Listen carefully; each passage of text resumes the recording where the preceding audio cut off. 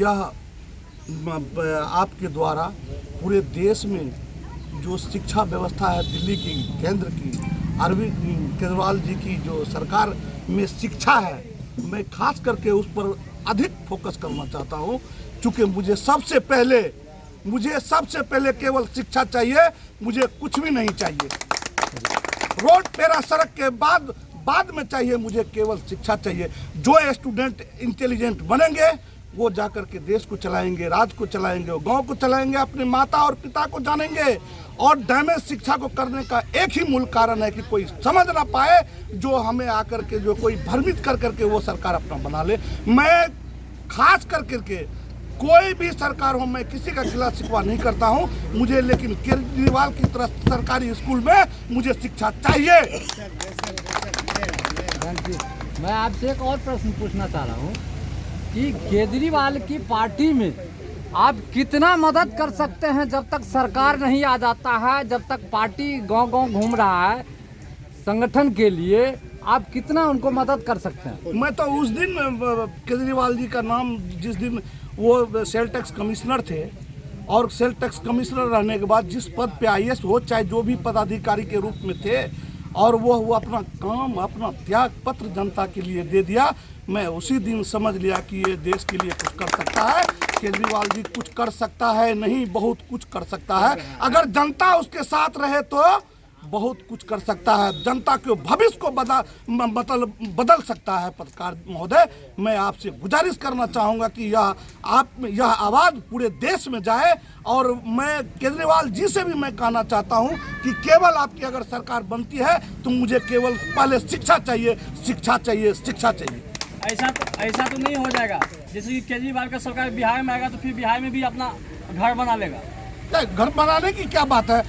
अगर वो सरकार बनाती है तो उसका मूड ही है कि हम जो है पूरे देश के लिए भला करें। जब अपने लिए उनके आगे पीछे, अभी हमारे महोदय मनोज बाबू बोले कि उनके आगे पीछे भी जो है ना गाड़ियां रहती थी, लाल बत्ती रहती थी, सिक्योरिटी रहती थी। और जब दिल्ली के अंदर जो है ना वो गंदगी को देखा तो अपने रिजाइन दे करके जनता के लिए काम किया। और आपके सामने है जनाब, जनता के सामने है, जो बिहार से प्लान करके वहाँ जाते हैं, काम करते हैं, देखते हैं और बोलते हैं। और शायद मैं भी गया और देखा कि पहले की व्यवस्था और अभी की व्यवस्था में बिल्कुल डिफरेंस है। इसलिए मैं जानना चाहता हूँ और उम्मीद है कि वो उनकी सरकार अगर बनेगी तो बिहार के अंदर जो है जो भी रोड पे गंदगी है वो सब समाप्त हो जाएंगे।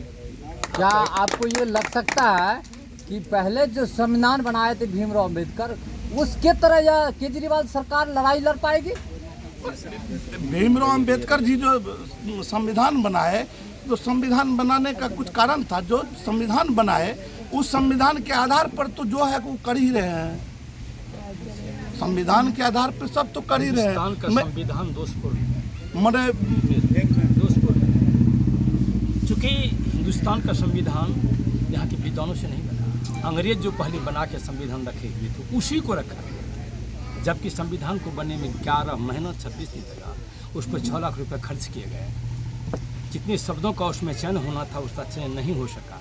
इसलिए अंबेडकर जब राज्यसभा का सदस्य बने थे सबसे पहले उन्होंने कहा था अगर हमारा बस चले तो मैं पहले हिंदुस्तान के संविधान को जला डालूंगा। चूँकि जनता के हित की बात नहीं है उसमें। ऐसा क्यों कहा था? इसके पीछे कारण है। संविधान मतलब होता है कानून की किताब।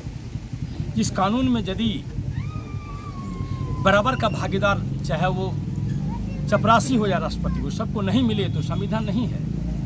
संविधान व्यक्तिगत नहीं, ये सामाजिक चीज़ है, सार्वजनिक है। और कान खोल के सुन लीजिए, संविधान के इसी चलते